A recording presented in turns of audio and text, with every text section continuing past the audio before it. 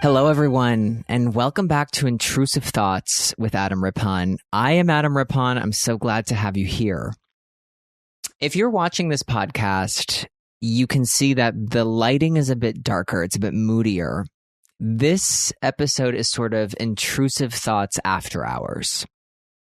And I'll tell you that it's exciting. It's exciting to be after the hours. And after what hours, I'm not sure. I do know it's after the hours of when I would usually record this, but I've been quite busy recently, which is a good thing. It is a good thing to be busy. Now, what have I been busy with? So the last two episodes, we had some amazing guests. We had Kim Shapira, the dietitian. We had my dear friend, Michelle Collins, the hilarious, I don't even know what I'm saying, okay? One of the most funny women in the world. Is that correct? That sounds like a wrong way of arranging words. Well, we're moving along. Okay, we're going to just plow through that one. And so I was doing that. Imagine and I did that, and that's the busy thing that I've, that's why we're after hours. Well, here's the thing. I've mentioned the medical spa kind of ad nauseum. Nauseum, is that correct? Nothing sounds right, but everything feels right. I'll tell you that. But I've been working on the medical spa because I told you I got the keys.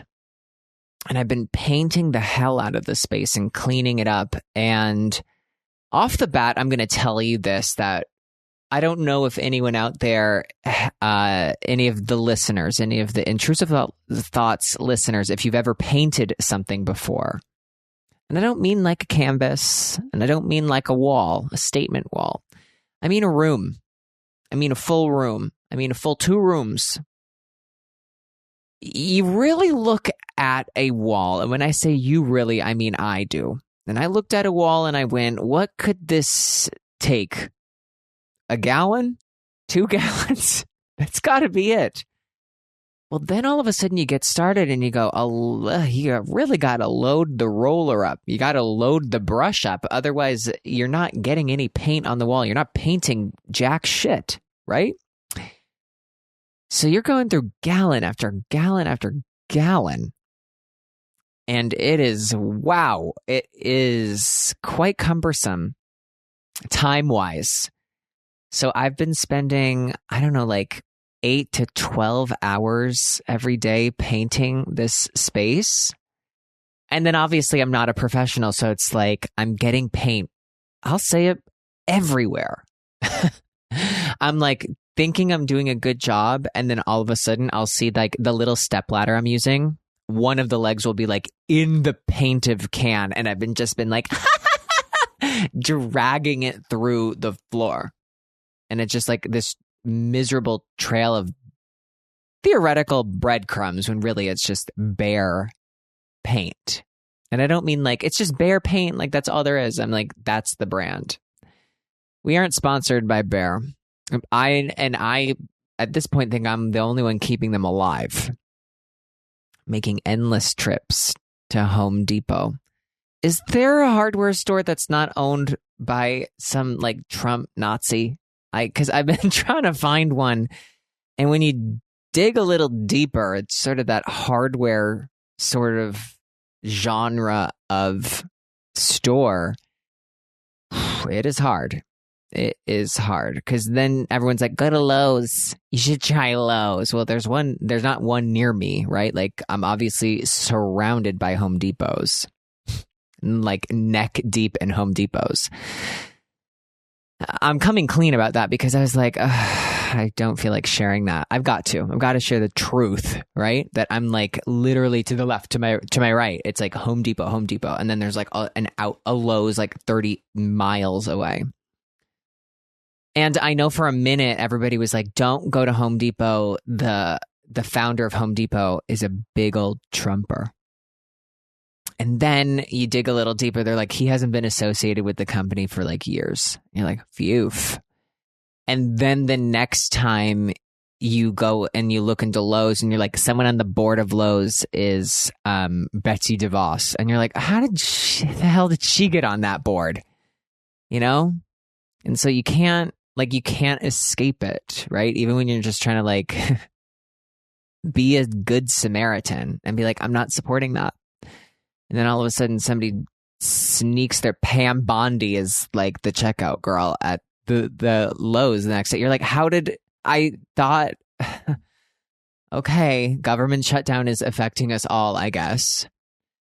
So that's just me talking about the Home Depot. But yeah, paint can after paint can. Yeah. And there's so much taping, right? Like you think like the painting is like what takes a lot of time. Yeah, it does. Like, don't get it twisted. The painting takes hours, but the prep is so stupid. And I do have like the attention span of somebody who shouldn't be taping things. Because at the very beginning, I'm like meticulously like putting the tape exactly where it should like go. And then fast forward 5 minutes, not even, I'm like, oh, slap it on. I'll freehand it. And that's what's happening. And then all of a sudden, I have the foot of a ladder inside of a, full can of bare paint. It happens. It happens. I don't know if I've complained or told you anything about this space, but this space has like these gray wood tile floors. Please. I'm sorry. I should have given a trigger warning.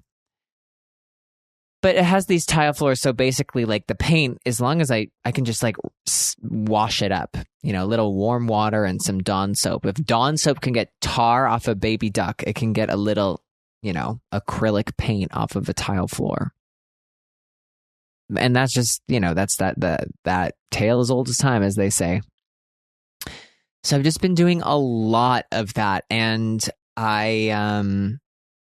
there's just so many things to do. I just think that the painting part is the part that's going to be the most like labor intensive, because the next kind of step is like I'm waiting for deliveries of like furniture and things to come. I got all the cabinets and I've been filming a lot of stuff. So you might start to see like me kind of announcing like I'm opening a medical spa, right? Does you even care? That's me talking right now. I don't even know if anybody cares. I care. Hey, I'm trying to live the American dream. I start crying. It's like actually a wholesome moment of the show for once. I want to talk about something else. And I'm like, I want to turn, like, I just don't want this to become like how dare it become a business podcast, right? What if you're not interested in business? I want this to appeal to everyone, right? I had somebody who did write in and said, could you just not get political? Which is a crazy thing to write to me. And, to those people, I want to say something, and it is no. No, I can't not. So, come at me with a different question. Okay? So now let's move along. We're moving along from there. Because obviously, I'm talking about Pam Bondi eventually being the checkout girl at a Lowe's. God willing, Betsy DeVos on the board. We got to move on. Move. Out. We're getting out of med spa territory. And I want to talk about something that's not political. And I want to talk about something that is serious. To me, something that I love. And I actually, you know what? I keep saying I'm going to do this, because like I like ramble on and on, especially when we do these solo episodes. It is truly just, again, me after hours. So I'm going to mix in. I'm putting a pin in what I want to talk about because it's so important. It's like vital that I talk about it. And I want to get to a text message. Okay. So we're going to turn the page, and by that turning of page, I mean, we're going to like open up the text messages. And this one, I'm going to need my glasses for this. Sorry, everybody. I was also doing research. I'm putting the glasses on right now. I was doing a little research and I'm like, should I have gotten different man-made lenses when I got the cataract surgery? Because it's the low light that bothers me. I don't know. I guess we'll never know. One day maybe I'll just get it again for the fucking hell of it. All right. Text message. Hi, Adam. I'm just assuming it's in that pitch. Hi, Adam. My 16-year-old son recently came out to me as gay, and I couldn't be more proud of him. His friends and their parents all know and have been wonderfully supportive. He hasn't told my husband yet, though, and I've been carrying this for a few weeks now. I think he told me because he went to homecoming with a girlfriend and wanted to make sure I knew they were just going as friends, which opened the door for him to share. I'm 1,000% support. I don't know what I read, but I did not read that as it was written. Let me continue. I'm 1,000% supportive, and I just want him to feel loved, safe, and happy. I also know my husband will be just as supportive when the time comes. My question is there anything I can do to help my son with this process? I've been trying to give him time and space, but I've also gently reminded him that it's getting harder for me to keep this a secret. Also, with so many people knowing, he really needs to be the one to talk to his dad before he somehow finds out from someone else or realizes he was the last to know. Any advice on how to best support him and maybe navigate this balance between patience and honesty would mean a lot. I absolutely love the podcast. Your intrusive thoughts are just my favorite. Thanks for bringing light and laughter into my day. Honestly, my pleasure. So, can you do anything? I think this is the tough answer that maybe you kind of know, but maybe you don't really want to hear. And I think the answer is no. You can't really do anything. I think you've already done everything that you're supposed to do, right? Like he's told you, he shared this with you, he felt comfortable to do that. And it can just feel like weird and uncomfortable. And like when I came out to my parents, like we're talking like, I don't know, 12 or 13, almost 15 years ago. So like times were different, but I did feel the need to like, I needed to tell them. But there was also a part of me of like, do I need to tell them or should I just like start living and they'll figure it out? You know?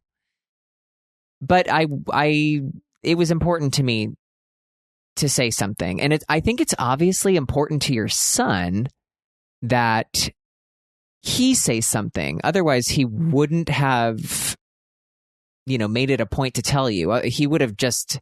If he didn't think that it was important to tell you, he would have just sort of like said he was going with his friend and been like, oh, we're just friends, like whatever. He would have dropped it and then like life would have gone on and, whatever. But he obviously wanted to make a point of saying something to you. And I think because he was honest with you and he's surrounded by people who are incredibly supportive of him, because he's been honest with you, I think you can be honest with him. And I think that you can say to him that you want to respect that this is his thing and that like it's his secret, but you have to be honest with him and let him know that like his dad is gonna find out. And I think that it would mean a lot to his dad, to your husband, if he told him rather than him finding out from someone else. And I think you could even kind of hit home that like it meant a lot to you that he said something to you. And that's why you think it would mean a lot to your husband. And you can imagine that if you found out through someone else and knew that your husband knew, like it would make you feel like, oh, maybe you don't trust me, or did I do something to make you not feel that? And you can reassure your son that like, everything's going to be okay. But I think it would really mean a lot to your dad if you shared this with him. And I think because he was honest with you, you can be honest with him in this respect. And I don't know if everybody's going to share the same opinion that I have, but I do think that you can push your son in this direction because he's kind of now, I don't know if he told you, like, I want it to be a secret, but he's kind of like, now it feels like if he's like, let it go. And if you're sure that your husband is like, he's not going to have any like adverse reaction to this, it does kind of sound like he is gonna just like life kind of go by and be like, hey, I'd like you to meet my boyfriend all of a sudden. And it's like, what? You never told me you were, I never got the like, I'm gay talk or whatever. I think if you let your son know that it would mean a lot to your husband and it would bring them closer, obviously it would, then your son might feel that urgency to, instead of like just letting the time go by and letting everybody figure it out. And I also think that if he told you, he does want to tell the dad, and by the dad, I mean his dad and your husband. So I think that this is just something that you be honest with him. That's what I'm going to say. Okay. I'm like, okay, get off my back. That's not what I mean, but you get it, right? We get it. We both get it. You, me, your husband, your son. Congrats on gay son. That's great. That is really good. And to girlfriend who's just friend. Good for her too. Yeah. So now I'm going to get back to what I was going to say. I've always said that I would start with like a little monologue in the opening, and then we'd get to a text message, and then I'd get back into something instead of just like, trauma dumping in the beginning and then it kind of going nowhere. And then we get to voicemails. I'm trying to find a nice cadence to this show. Okay. We're growing and we're learning, right? We're learning, growing, all of it. So now remember, if not just a few minutes ago, I said, put a pin in it. It's time to go and address the pin that I put in it. And it's this. So if you've been to the Home Depot recently or to your local grocery store, you will know exactly what I'm talking about. And it's at the checkout section of these stores. I'm taking the glasses off now because it's going to overheat me, what I'm about to tell you. Oh, actually, hold on. Pin in it one more time. We need to have a conversation of, I think I want to be like a Red Bull drinker, like I'm going to tell you something so insane. I really need you to bear with me. I was watching a video and it was somebody being like, I just opened up the store. Like they were opening up a store, like doing the opening shift of something. And they were like, I just opened up the store. Everything's all ready to go. I'm sitting here and I'm enjoying my Red Bull before we get going. And something in the way that they said, I'm enjoying my Red Bull before we get going, changed everything for me. It changed everything. Because I just have not been able to stop thinking about like, I want to enjoy my Red Bull before I get going too. Don't I deserve that? Don't I deserve to give you wings? Red Bull gives you wings? Don't I deserve that in the morning before I get going? And so I do think I'm going to make a crazy Costco purchase because I don't do this, half-heartedly. I'm not going to your local Kroger and getting a 4-pack. I think I'm going to get, 30 cans, sugar-free Red Bull. I'm not taking all those calories. Sugar-free Red Bull. Also, me saying this coming hot off the tails of the dietitian episode where she's like, artificial sugar will give you farts and diarrhea. I am sorry, Kim. I can't wait to have her on again. Ooh, we'll see. We'll just see how my artificial sugar intake is going. I'm an artificial sugar guy, by the way. I'm fixing my hair. Episode is going great, by the way. Really one for the books. Yeah, so I think I'm just going to start drinking Red Bull. Haven't started yet, but I'll tell you, well, I kind of have started because every time I go to Home Depot, which is now daily, I'm getting a Red Bull at the checkout counter. And this is not what I was going to talk about. Okay, let's go back to what I was going to talk about. And it's this. If you've been to the checkout counter of your local grocery store or hardware store, you'll notice that there are these lollipops, and they are the size of a golf ball. And I can't remember the exact brand, but they're like the gourmet lollipop or the original gourmet, whatever, and the very famous flavor is bubble gum, and then cotton candy. And to be honest, because I have tried every single flavor, they all taste exactly like each flavor. Like every flavor does just taste like bubble gum, no matter the color. It doesn't matter. They have not figured out the original gourmet. Like they're still using the same one recipe. Okay.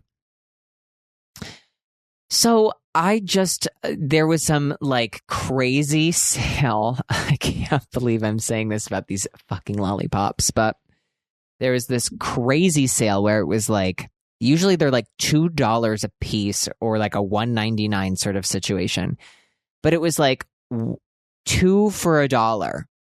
It's like a half price. So I'm like, I'm going to get a bunch, and I've gotten a bunch, and I'm about to yawn. I need the Red Bull. This is after hours, like I said. Okay. So I was getting a bunch of them, wanted to try all the flavors. And I'm like, I like these, but like the golf ball size of it is just too big because I like to put the whole thing in my mouth. Sorry, I'm an adult. Like I'm not going to like lick it. Okay. Like I'm going to like, so sorry about that.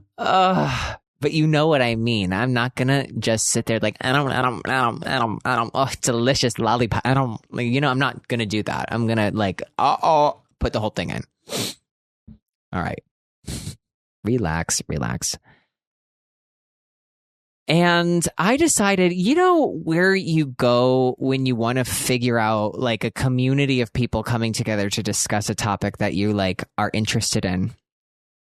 And that place for me is like Reddit. Like you can search for anything on Reddit. And I searched best lollipop Reddit. And obviously there was a fucking forum for it.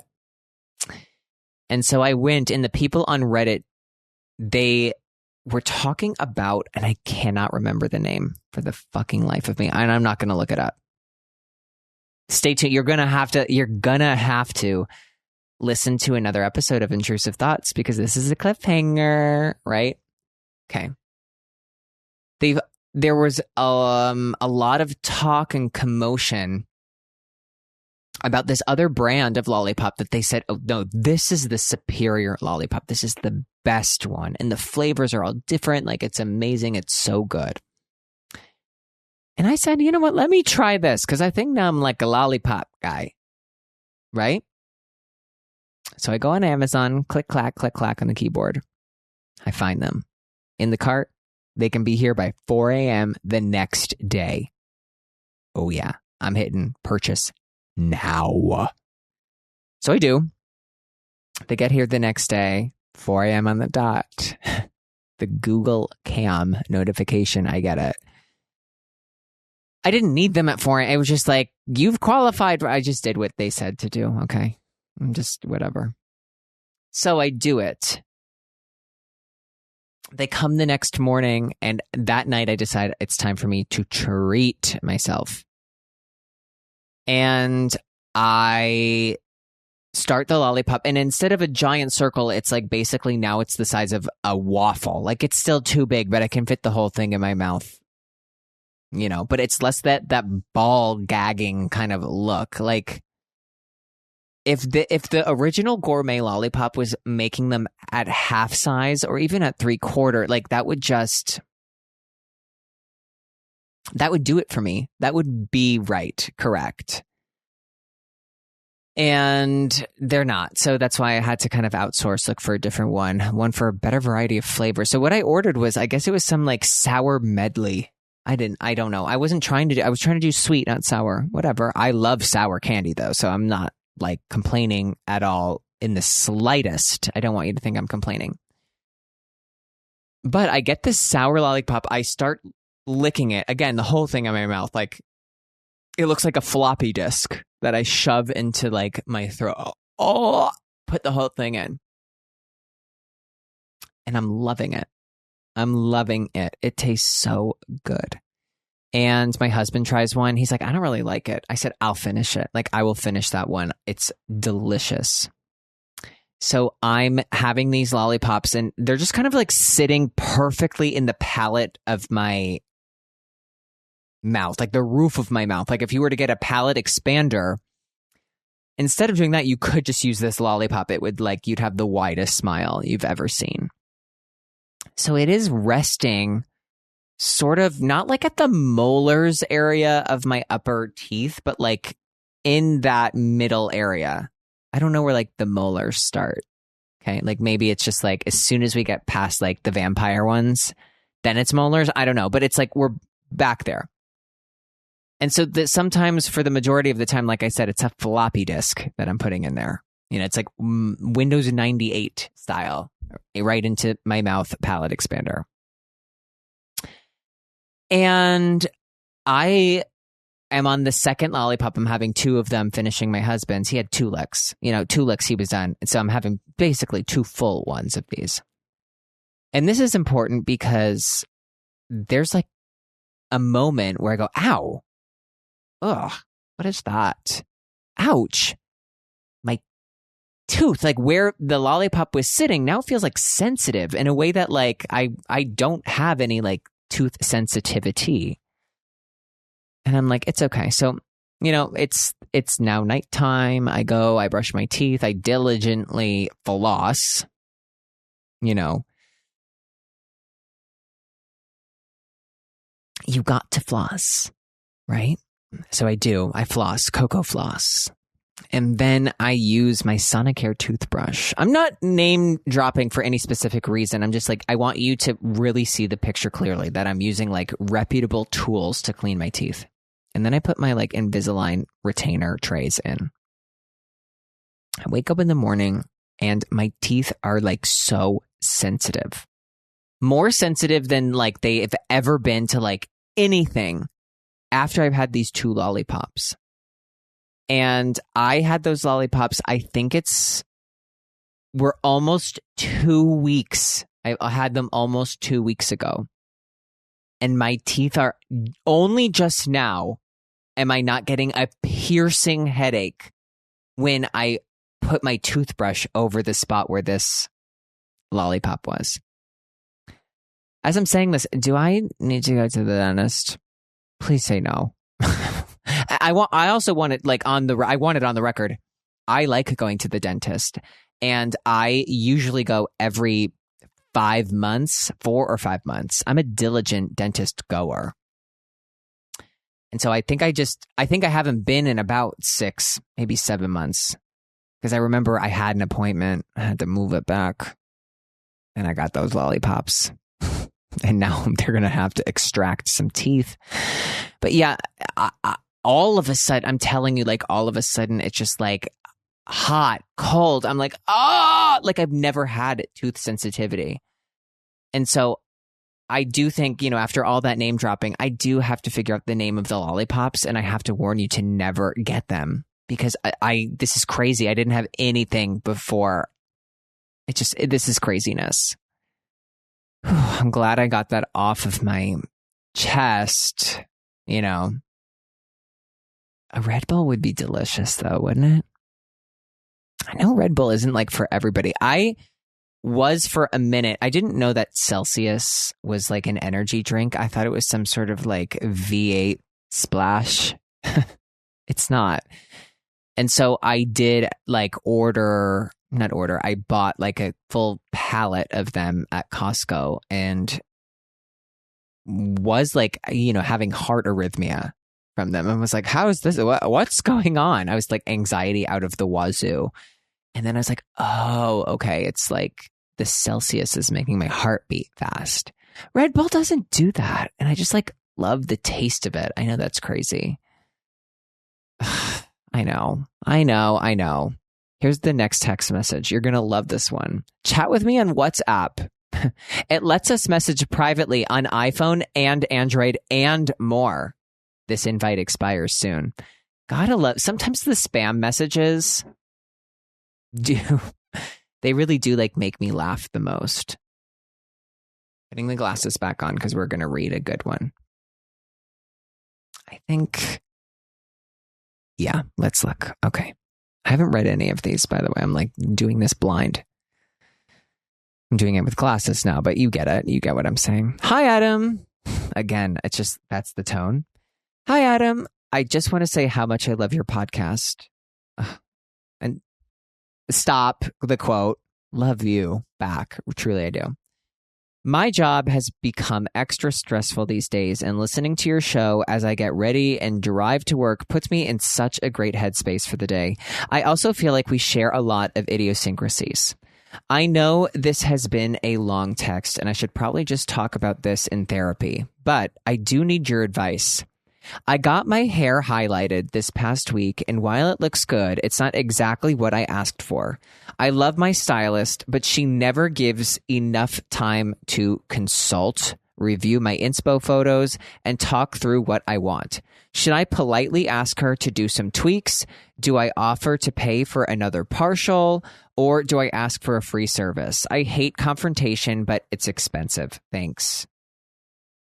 God, I'm going to give somebody glasses off. I'm going to tell you something you don't want to hear. And it's, you might be comfortable with your stylist, but you're not happy with them. And ain't that the truth, right? And the confrontation you really don't want to have is that you don't want to see them anymore. Because I'm just like you. I'm a people pleaser. Somebody will give me like the ugliest hairstyle or whatever. I'll go, I love it. Oh my God. And I'll tip them well. And then I'll get into the car and I'll go, I hate it. I look like the hunchback of Notre Dame. I look a fool. I look a mess. I'm the village idiot. And I just couldn't tell the stylist that. And I do think this. It sounds like if you're willing to say, where is it? If you're willing to admit that you love them, but they never give enough time to consult or review the photos, I think that that's a pattern, right? So unless you are confrontational, you're going to have to go, hey, can we really sit down and look at this? Which I wouldn't want to do. Oh, honey, I'd rather head for the fucking hills than do that in somebody's place of work. But you have this amazing opportunity to find a new stylist. So I think this is what you do because it's expensive. It's not cheap, right? And it sounds like you want to do something nice for yourself. You either need to be a bit confrontational with the stylist, which I think that you don't want to do because you think it might like fluff, some feathers and ruffle some feathers, not fluff. It might ruffle some feathers. And I think, you're thinking exactly in the same way that I completely get it. So I'm spelling this out for maybe a listener who's like, well, why don't you just tell them, right? Like, it's not that easy, you guys. Sometimes it's hard, right? You want them to still see you as this like, oh, I'm always happy. I love it. Like, we're all in positive vibes. Just like, it's just the vibes are great. The hair is great. And you don't want to now be this like complainy client that they have. And I get that. Like, I don't want to be that. So if you feel like this is never going the way that I like, but I like them, I think here's the deal. I think that they might be a good person, but you don't like going to them because you know that they're not going to do a good job. They're not listening to you. And if you want this stylist to listen to you, you've got to have a hard conversation. You've got to have like a bit of a confrontational conversation with them, and you've got to kind of correct them and say, hey, I don't think that you're looking at these pictures. This is not what I want. I'd really like you to fix this. Right? Like, I also feel like maybe you feel like they wouldn't be open to that. I'll tell you what I'll do. And whether this is good, right or wrong, I'd be like, never go to that salon again. So sorry. I'm so sorry. Am I like so terrible? I don't think so. I think like I'd figure it out. Like, we're never like, we have a good time, and that can be my emergency stylist, but we're never getting to where I want to go. So I'm gonna leave. That's how I would treat that, you know? And I say this like based on it, like experience that I've had of like, believe me, I've never been like, you know what? I'm never coming back. It's always been like life has taken over and I just like had to start going to a different place to like get my hair cut or something. And then it'll be like, oh wait, this is 1,000 times better. Why didn't I just go here? Right? Because you deserve that, right? Especially like if your work is stressful, you at least should have the proper highlights, right? Like, we can't control so many things in life. We should be able to control like how our highlights look when we're paying for them.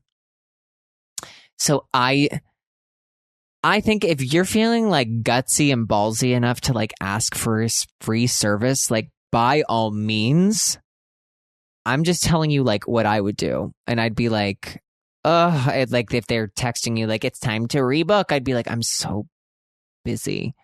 And I would kind of leave out the part like I'm busy booking an appointment somewhere else. I'm just telling you, I'm being honest. Okay, I'm being like dead serious about what I would do. Okay. Sorry. I'm really sorry. I'm sorry. Because maybe that's like the equivalent of ghosting. But like, you know, also it's a service. You're paying for a service. I don't know. You know, I'm just telling you what I would do. Okay. All right. We're moving on. Let's see. Let's do one more text message. And this one is hot take. Hoda is going to check a bag, but she wanted the affiliate link money from all the other poor people who can't check a bag to buy that bag. Okay, like this is in reference to a few episodes ago. I was talking about Hoda Kotb had this. It looked like one of those like as seen on the Today Show bags where it's a garment bag that zips up into a duffel bag and you can shove your shoes in it. Like it's a piece of junk, right? Like it looked like that. No offense, Hoda. None taken, she says. She whispers in my ear telepathically. It just looked like one of those junky bags. Like I can smell it from here, right? Like, you know, it smells like plastic. She even couldn't get it zipped right on whatever. And it's like one of those amazing bags. I'm telling you right now, save your money. Buy something real. Sorry, once you lose the sensitivity of your like back molars, you just don't give a shit anymore. You just call it like it is. You say, hey, I gotta be real. I really gotta be real with you. Gotta be real with you, and I'm being real. Yeah, and I just like, is she getting affiliate money? If you're Hoda Kotb, multi-millionaire Hoda Kotb, and you're trying to get like compensated selling shit bags on Amazon, that's crazy. It's a recession indicator. So, and there was no link. I think she genuinely likes, and I say this with like so much love. I just genuinely think Hoda likes some things that are junk. But you know what I mean, right? Like there are people I know who they won't buy junk and they have a lot less money than Hoda. Well, how about me, for example? I'm not going to buy junk. I'm not going to buy something that has like a faulty zipper or that's like fraying at the edges. I'm not going to do that. And I'm going to be hard pressed to buy some like discount suitcase at a Marshall's because I think it's going to fall apart. And usually I'm right. Okay. So I'm not going to do that.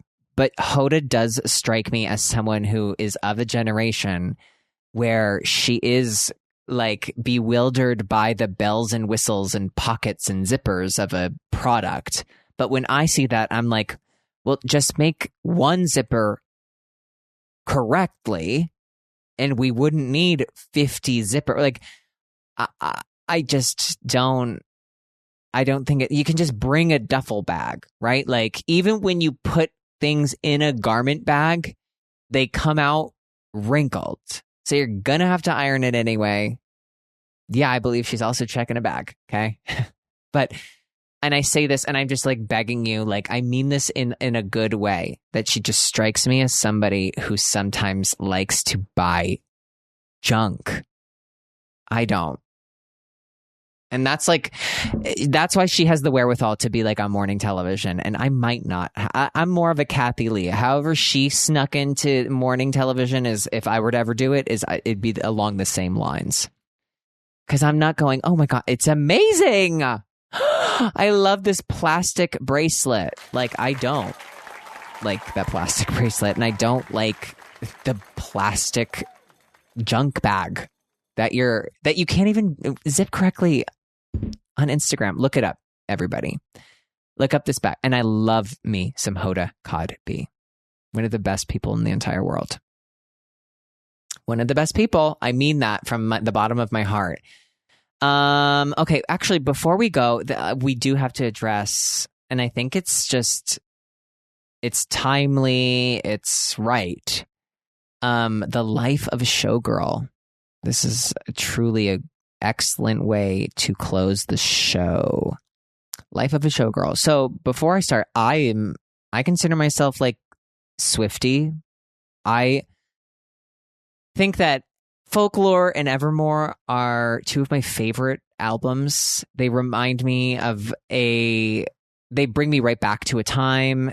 I think that they're just like expertly, brilliantly put together and written, and I think it's Taylor Swift's best work. I think 1989 made me a Swiftie. Folklore and Evermore made me like, okay, this girl is amazing. And I've met her before. I was in her music video of You Need to Calm Down. And I think she's incredibly kind, and I remember the way that she treated and everybody on that set, and it made a big impression on me.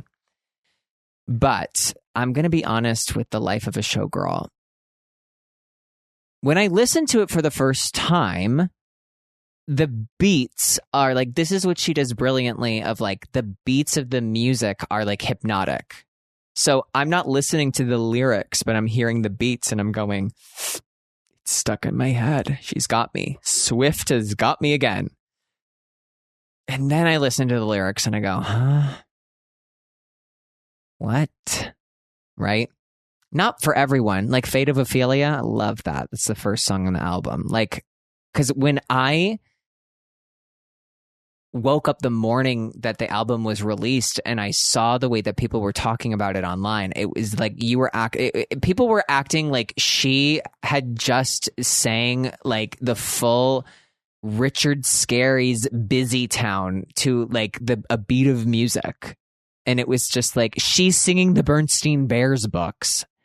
Like it was just it had to be so awful. And so I put it on and I'm listening. I'm like, it sounds good. I don't know what people are upset about. But then I listened to it like a bit more. And there's just like there's 3 songs that like rub me the wrong way. And listen, Taylor Swift has said that she's not the art play. Listen, I still get like a press packet. Hold on, over here. Wait 1 second. These are the Life of a Showgirl shorts, right? I say this with all the love in my heart. I say this like I'm about to take her the hell down. I'm not. I'm giving my opinion, because what I was going to say was Taylor Swift says she's not the art police, right? Like, just talking about it is whatever. It's not personal, it's drag. Here we go. I'm going to say this. 3 songs that I'm like, I do not like it. Wood. I don't like that one at all. So sorry. I love the You Better on Wood. That's clever, cute. I just like the getting dicked down of it all. Like, good. I'm like happy for her. And I think that's like amazing. But I am like, you're 36. We're both 1989, like, okay, right? I feel like that's something that like my friends, like when I was in my 20s, right? Like, I think that's something that they would say, but I'm like, okay. So that's like the least of my worries. Then the next of my worries is that everything's romantic. And I think we've all deduced, and by say we all, is I've obviously just read on Twitter that this one is about Charlie XCX. And you know what? I've heard this from 2 different angles. And the one angle is like, why are you punching down? You're obviously more famous and bigger numbers, more successful, richer, all of this stuff. More than Charlie XCX. Why are you punching down? And the other side of this is, you're still a human being. She's still a human being. So she's just never allowed to have an opinion on somebody else treating her a way that she doesn't want to be treated. And I see this like argument from both sides. But I think that when Taylor references this song that Charlie XCX has, and it's like, what is it? Sympathy with a Knife or something. I don't know. Listen, I'm not like a connoisseur. But she talks about like, it's a very like raw and personal account of how she feels in the music business, how Charlie XCX feels. And she talks really about like her insecurities. And it's a very like interesting song. Okay. And I think that when Taylor Swift references this song and like different things that she's gone through with Charlie XCX, it feels like Taylor's totally missed the point.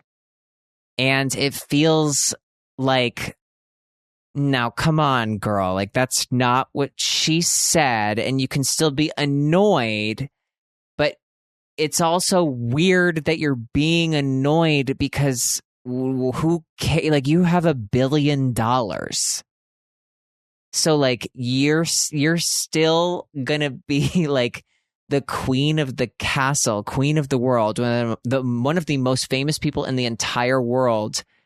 And it's like, and you're still gonna be mad. Like you find the need to talk this way about something. Like it feels so. I feel like it's weird.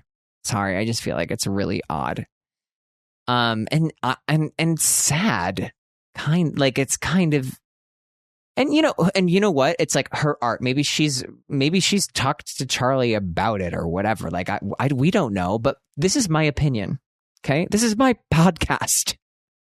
And so that's just my opinion of it. And I come away with it like feeling sorry that